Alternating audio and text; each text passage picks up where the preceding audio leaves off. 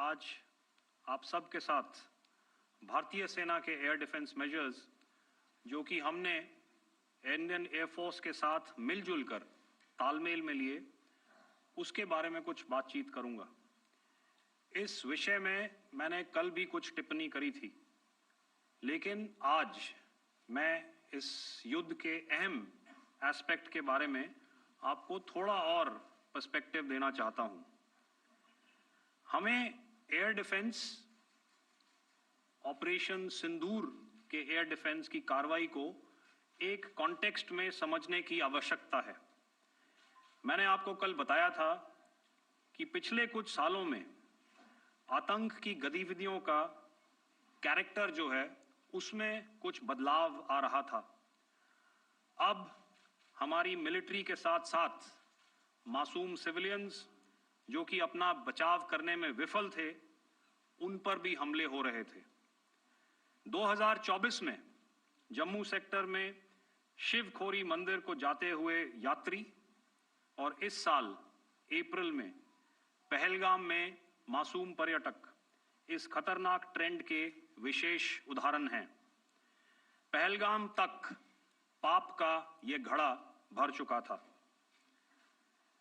उसके बाद जो हुआ उसके बारे में हम कल विस्तार में बातचीत कर चुके हैं, क्योंकि आतंकियों पर हमारे सटीक हमले लाइन ऑफ कंट्रोल और इंटरनेशनल बाउंड्री को पार करे बिना किए गए थे। हमें पूरा अंदेशा था कि पाकिस्तान का वार भी बॉर्डर के उस पार से ही होगा।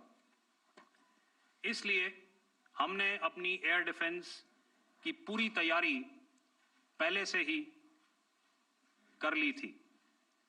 हमारी इन्वेंट्री में शामिल काउंटर मैन्ड एरियल सिस्टम्स,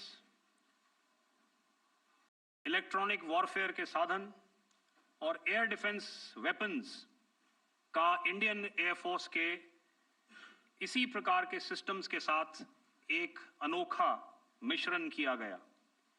इसलिए आपने देखा कि जब जब पाकिस्तान एयरफोर्स ने हमारे एयरफील्ड्स और लॉजिस्टिक इंस्टॉलेशंस में 9 और 10 मई की रात को लगातार हमले किए, वो इस मजबूत एयर डिफेंस ग्रिड के सामने विफल हो गए। आपके सामने इस ग्रिड को एक तरीके से दर्शाया गया है।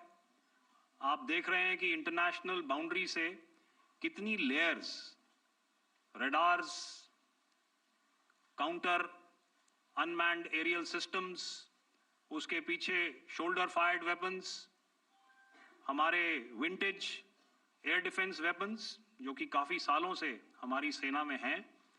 एयर मार्शल भारती ने भी उसके बारे में बात करी। और लास्ट में हमारे modern air defence weapon systems. तो कोई मौका नहीं था कि पाकिस्तान एयरफोर्स ये मल्टी टियर डिफेंस को पार करके पीछे हमारी एयरफील्ड्स या लॉजिस्टिक इंस्टॉलेशंस को टारगेट कर पाए। ये जो डायग्राम आप अपने सामने देख रहे हैं, ये मुझे एक इंसिडेंट की याद दिला रहा है।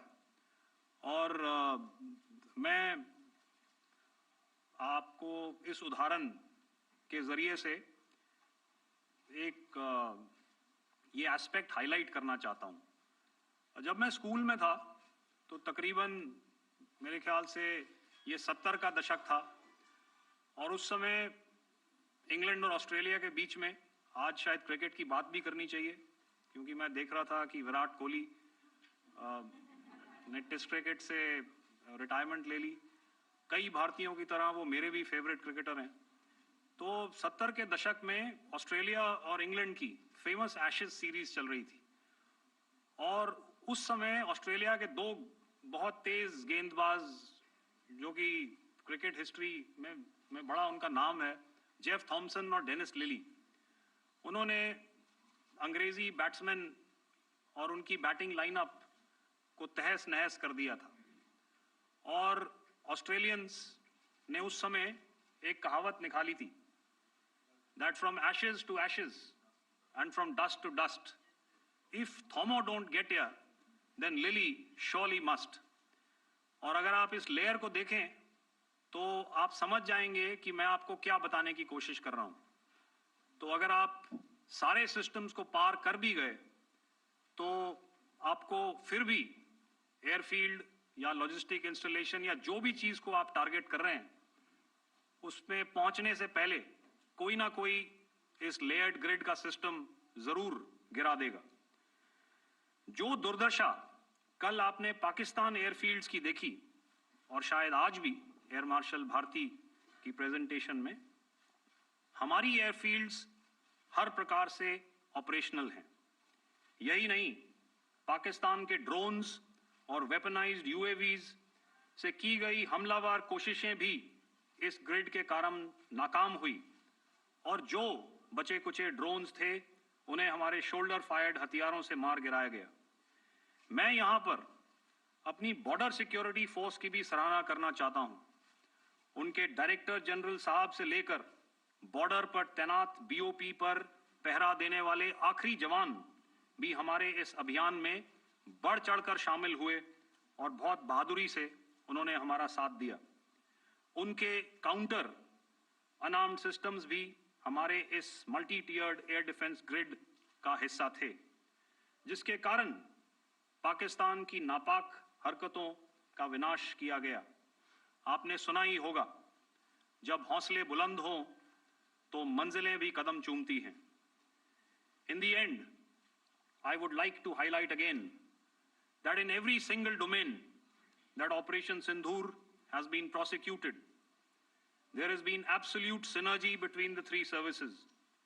Not only have we, in this endeavor, been fully supported by our government, departments, and agencies, I cannot here not mention our 140 crore countrymen that have stood behind us with their prayers and goodwill, urging and inspiring us to achieve our mission and objectives. For that, we salute you. You are indeed the best. Jai Hind.